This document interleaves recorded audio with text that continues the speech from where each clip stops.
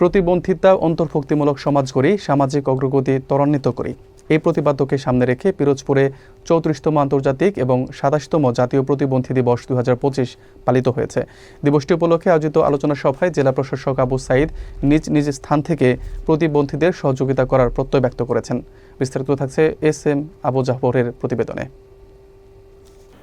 প্রতিবন্ধিতা অন্তর্ভুক্তিমূলক সমাজ গড়ি, সামাজিক অগ্রগতি ত্বরান্বিত করে এই প্রতিপাদ্যকে সামনে রেখে পিরোজপুরে জেলা প্রশাসন, জেলা সমাজসেবা কার্যালয় এবং প্রতিবন্ধী সেবা ও সাহায্য কেন্দ্রের আয়োজনে 34তম আন্তর্জাতিক এবং 27তম জাতীয় প্রতিবন্ধী দিবস 2025 উদযাপিত হয়েছে।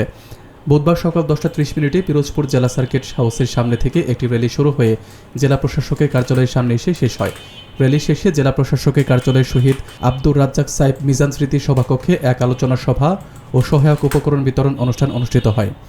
জেলা সমাজসেবা কার্যালয়ের উপপরিচালক মোহাম্মদ ইকবাল কবিরের সভাপতিত্বে আলোচনা অনুষ্ঠানে প্রধান অতিথি হিসেবে উপস্থিত ছিলেন পিরোজপুরের জেলা প্রশাসক আবু সাঈদ। এছাড়াও উপস্থিত ছিলেন পিরোজপুর জেলা অতিরিক্ত জেলা ম্যাজিস্ট্রেট মিস তানজিলা কবির ত্রপা, অতিরিক্ত জেলা প্রশাসক মোহাম্মদ আলাউদ্দিন ভুইয়া জনি, অতিরিক্ত পুলিশ সুপার মোহাম্মদ আব্দুল আওয়াল, জেলা সমাজসেবা কার্যালয়ের সহকারী পরিচালক মোহাম্মদ ইব্রাহিম খলিল ও জাকির হোসেন হাওলাদার, উপজেলা সমাজসেবা অফিসার মোহাম্মদ মতিউর রহমান, প্রতিবন্ধী বিষয়ক কর্মকর্তা প্রিয়ঙ্গদা ভট্টাচার্য, ব্র্যাকের প্রতিনিধি উর্মি ভাদুরী এবং সুইট বাংলাদেশ বুদ্ধি প্রতিবন্ধী বিদ্যালয় ভান্ডারিয়ার প্রধান শিক্ষক অমলচন্দ্র কীর্তনিয়া প্রমুখ।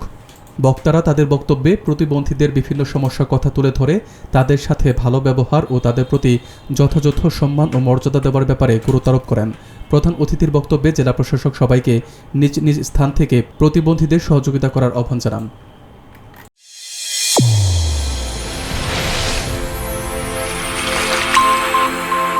চ্যানেল A1 হৃদয়ের স্পন্দন।